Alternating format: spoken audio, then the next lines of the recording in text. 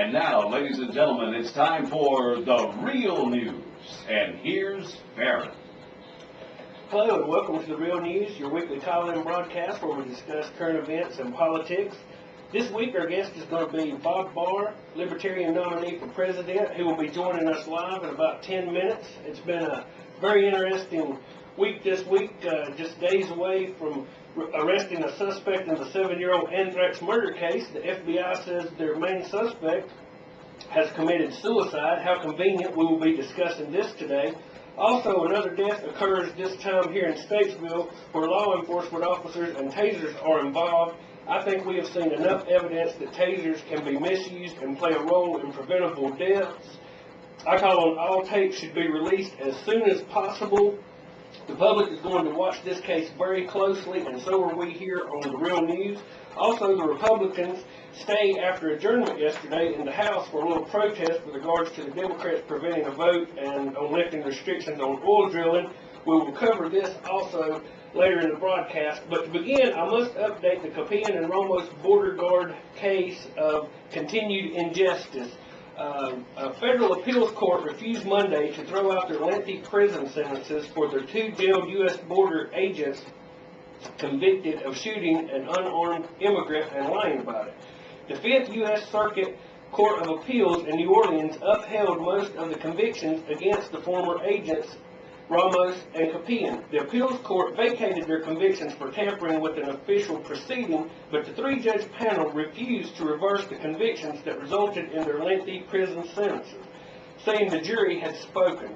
Ramos and Capian were convicted in 2006 and sentenced to 11 and 12 years in prison, respectively, for the February 2005 shooting of an illegal immigrant and admitted drug smuggler, Davila, on the Texas border. Both men claimed they shot at Davila in self-defense. The case drew the attention of some in Congress who complained that the U.S. Attorney Sutton should have focused the prosecution on Davila, not the agents. Sutton said in a statement Monday, the court has validated what his office had said. The prosecution was about the rule of law, plain and simple. In July 2007, Senator John Cornyn from Texas, Dianne Feinstein from California, had asked President Bush to commute the agent sentences. Monday, saying in a statement, the case cries out for a commutation that is, once again, a call for President Bush to act. Republican Duncan Hunter said that in a statement that the 5th Circuit had upheld injustice. I said we would follow this case, complete disregard of any semblance of justice. Here, these glorified judicial hypocrites had the opportunity to get right the travesty of injustice that has been brought to these 2 border guards and their families. These obvious sold-out prostitutes of jurisprudence upheld the convictions when the jurors were not allowed to know the circumstances of the immunity deal or the crimes of this illegal alien. It makes me wonder if someone high up in the government is pulling the strings to see that these 2 men are railroaded. We here are witness to a corrupt prosecution, and now the appellate judges turn out to go along with the continuing this incarceration unjustly of these 2 men. I submit to you that if these 2 guys did break the law, they are far more or less of a criminal than the crooked court that has tried them and imposed these incredibly long sentences. We are in a very sad time in America. We have corrupt courts jailing our border guards and a willingly complicit blind eye turned to our border security by our sorry federal government. And although many congressmen and senators are calling on Mr. Bush, that great big supposed Christian, to commute their sentences, in my opinion, what I have learned about his character in the past 8 years, I wouldn't count on Mr. Bush to do the right thing. It is not like these 2 guys are Scooter Libby.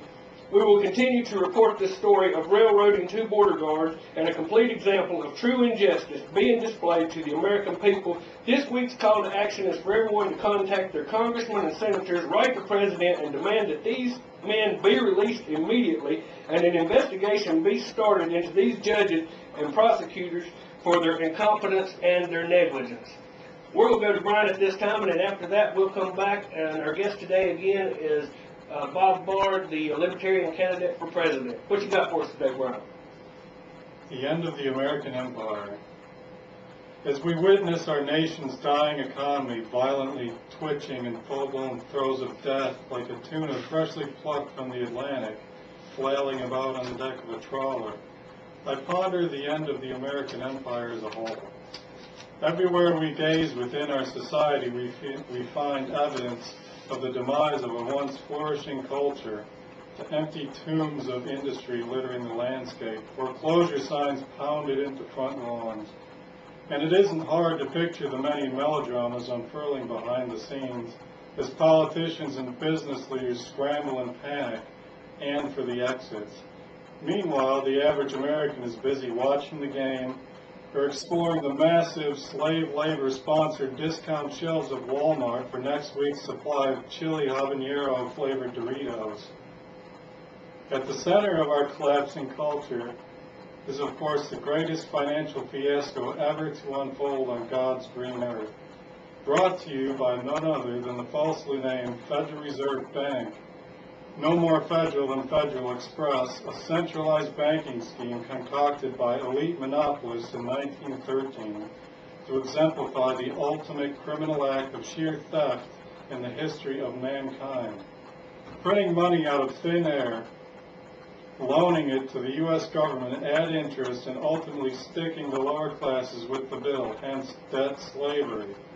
So in order for the rich to become ultra-rich, the lower classes must yield their meager wealth to them, not something they would do voluntarily, of course, so it's simply stolen from them.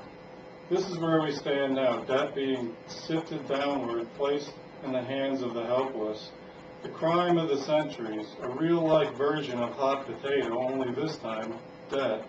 The war between the classes is taking place right in our midst, and the elite are trouncing us straight back into the feudal serfdom. The middle class has become nothing more than a cultural anomaly in history. For millennia there were two classes, the ultra-elite and the poor. And thus history is now in the process of correcting this middle-class abnormality. Who are we to think that we deserve a decent life, some wealth, and not yield to our dark overlords? The subprime debacle we have all been hearing about is also no more than an elaborate Ponzi scheme where the elite criminals are stealing our money and moving it offshore to places like Dubai, Switzerland, and the Cayman Islands. Over $3 trillion so far. But as long as the average American remains willfully ignorant, we are begging the elite to rob us blind. Thomas Jefferson once said, "If a nation expects to be ignorant and free, it expects what never was nor ever will be." But no, rather than standing up for themselves, the average American is busy having flames tattooed on their necks or getting lost in a haze of Budweiser and Prozac after having the SUV or McMansion repossessed. But perhaps they are not just going through the motions, following some merciless Edward L. Bernays-style route programming, stimulated by decades of TV addiction and a diet based on genetically modified soy and corn syrup. Next week, our guest is going to be Brian Pink. If you can't get enough of Brian Pink, he will be discussing the Gulf of Tonkin incident, USS Liberty, and other false flag government-sponsored terror events prior to us going into our special 3-week segment on studying the events of 9/11. We're going to go to a break now. We're going to come back with Bob Barr, Libertarian presidential candidate, here in just a few minutes. Carport storage building, garages, truck assembly. Okay, we're back on The Real News. I want to thank you for joining us today on The Real News, Mr. Barr. To begin, I would like to give you the opportunity to just tell our listeners a little about yourself and what led up to your run for the presidency of the United States. Well, thank you very much.